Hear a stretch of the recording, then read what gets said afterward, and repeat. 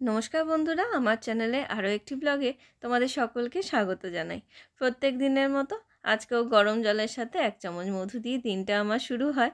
আজকেও তার কোনো অন্যথা হয়নি। এগুলো শরীর পরিচর্যা করার আমার সঙ্গী হয়ে গেছে। যাই করো, নিজের যত্নটাও তো ইম্পর্ট্যান্ট। আজ সকালটা দেখো কুয়াশাতে ভরে আছে। চলো ঝটপট বিছানাপত্রগুলো গুছিয়ে নিই। আর এই মশারি গুছোতে আমার একদম ভালো লাগে না, কিন্তু উপায় নেই, গুছোতেই হবে।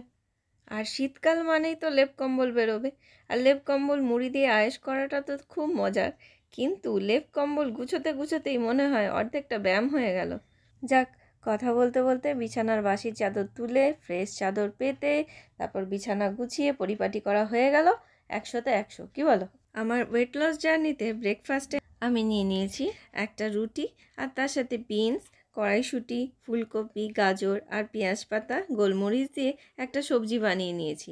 এটা এখন খাবো, এনার্জি তো দরকার। এবার এই ভিজে গামছা বাইরে মেলে দিয়ে এসে এখন ঘরের আনলাটা গুছোবো। যাই বলো, যতই গুছোই পরের দিন আবার যেন পাহাড় পর্বত হয়ে যায় জামা কাপড়ের ভারে। তখন মনে হয় এত গুছোই, তাও এত জামা কাপড় জমে যায়। বিশেষ করে দেখবে শীতকালে উলেন জিনিসের জন্য বেশি আনলাটা ভরে যায়, একটা নিতে গেলে আবার একটা পড়ে যায়। আজকে আবার কুয়াশায় ভরা আকাশ। বিছানার চাদরটা তো তুললাম, সেটা আবার কাচবো একটু পরে। শুকোবে কিনা কে জানে। না শুকোলে বারান্দা একটা দড়ি আছে, ওখানেই মেলে দেবো। তবে শুনলাম এর মধ্যে আবার নাকি বৃষ্টি হবে।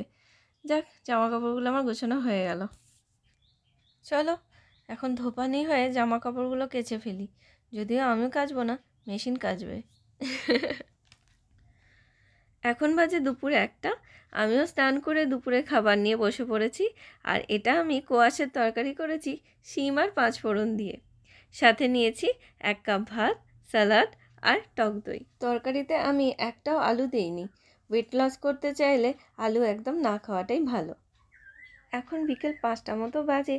জামা কাপড়গুলো তুলে নিয়ে এসেছি, তাড়াতাড়ি গুছিয়ে রাখি। গুছিয়ে আবার জায়গা মতো তুলে রাখবো, তা না হলে জামা কাপড়গুলো আবার কুঁচকে যাবে। এটাও তো একটা বড় কাজ। চলো, জামা কাপড়গুলো এখন গুছানো হয়ে গেছে। এবার একটু ব্ল্যাক কফি নিয়ে উইদাউট চিনি, সঙ্গে একটা বিস্কুট নিয়ে বসে পড়েছি। ওটা এখন মজা করে খাবো। এখন রাত 8টা মতো বাজে।